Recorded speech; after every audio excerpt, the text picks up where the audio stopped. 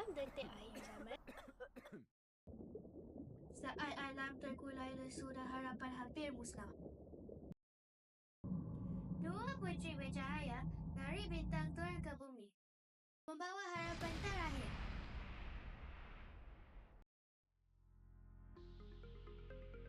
Puteri Satu Bom, jurureka langit futuristik. Puteri Sejenjang, penjaga irama lautan. Sati sejiwa, mereka berdua memulihkan dunia yang musnah. Maka lahirlah gelaran. Cahaya kembar bumi, dua puteri dewi, dua pelindung, satu legenda.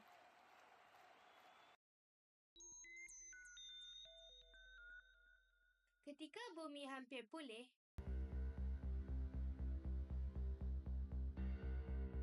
Majlis Gaia telah bersuara. Hanya seorang puteri yang layak memimpin bumi ke era baru. Uji terakhir kini memenang.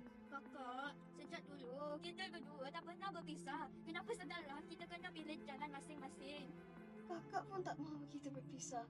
Tapi kalau ini syarat untuk melindungi bumi, kita mesti laluinya dengan tabah. Dari kutub yang membeku hingga ke pergunungan selatan yang tandus dan membara. Bumi disusun semula dengan keindahan dan keajaiban. Namun, tak kala segalanya nampak sempurna, hati mereka diuji oleh perbezaan visi. Kak, binaanmu membuat alam jadi tak seimbang.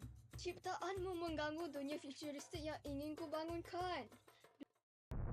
Dua hati mula terpisah bukan kerana benci, tetapi oleh amanah yang nanti menghakis jiwa. Alam yang kau cipta menelan ruang untuk teknologi berkembang. Kakak telah abaikan keibuan alam semula jadi demi mengejar bangsa besi dan rumahmu. Apabila kasih seorang menjadi sempurna, alam tidak lagi bernafas. Dan bumi menangis sekali lagi. Penjaga bumi, kamu berdua membawa harapan dan penyembuhan. Namun perlahan kamu menimbulkan kemusnahan. Apa kekalahan?